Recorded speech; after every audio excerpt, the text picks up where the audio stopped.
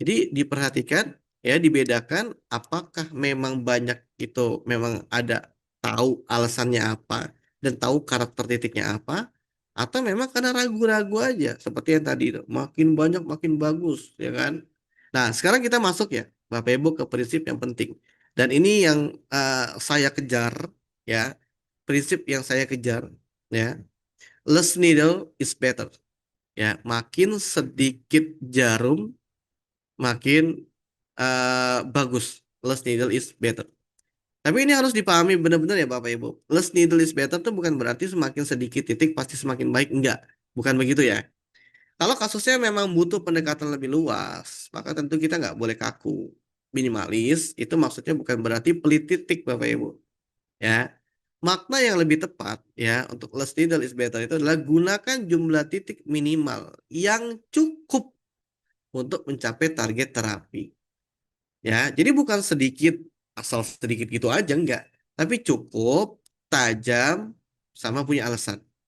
Dan dalam praktek kita bisa gunakan ada panduan sederhananya, ya. 2 sampai 4 titik untuk kasus sederhana misalkan.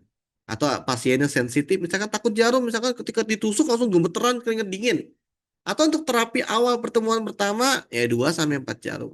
2 sampai 4 titik katakanlah ya. Misalkan titik kiri dia 2, titik kanan 2, jadi kan totalnya 4 tuh. Atau 4 titik kiri, 4 titik kanan, totalnya 8. Contoh misalkan kasusnya sederhana. Masuk angin.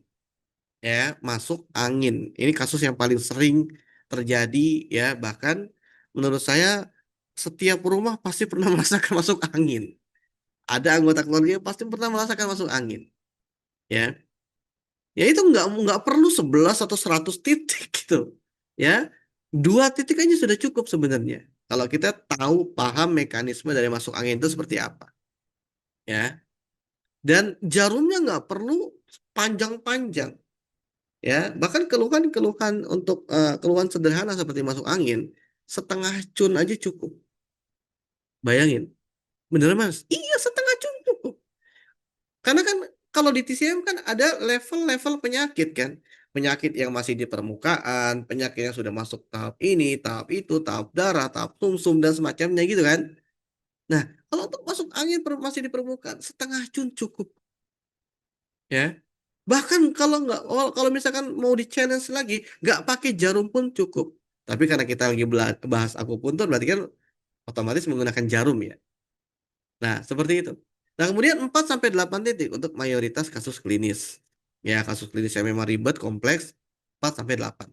9 sampai 12 titik untuk kasus kompleks dengan alasan yang kuat. Lebih dari 12 titik sebaiknya nggak dijadikan kebiasaan rutin. Kecuali memang benar ada alasan klinis yang memang benar-benar jelas. Kenapa? Karena semakin banyak titik, semakin banyak variabel. Semakin banyak variabel, semakin sulit kita mengevaluasi. Ya enggak? Terapis yang matang itu bukan yang selalu pakai banyak titik. Terapis yang matang itu terapis yang tahu ini titik utama, ini titik pendukung, ini titik yang bisa dibuang atau nggak dipakai, dan ini titik yang belum perlu dipakai hari ini. Tuh, terapis yang matang. Jadi minimalis bukan berarti terapi menjadi dangkal. Minimalis itu berarti setiap titik punya tugas yang jelas. Ya, nah ini kita luruskan dulu ya. Maksudnya minimalis gimana? Jadi katanya makin sedikit maka kalau misalkan nanti ATBC penyakitnya udah cuma 2 titik doang. Nah, ini kan berarti kan sudah ada disclaimer sebelumnya, ya.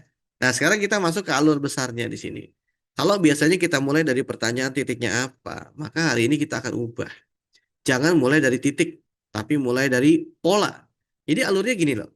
Data, ya, data, kita butuhkan data untuk kita menuju ke pola.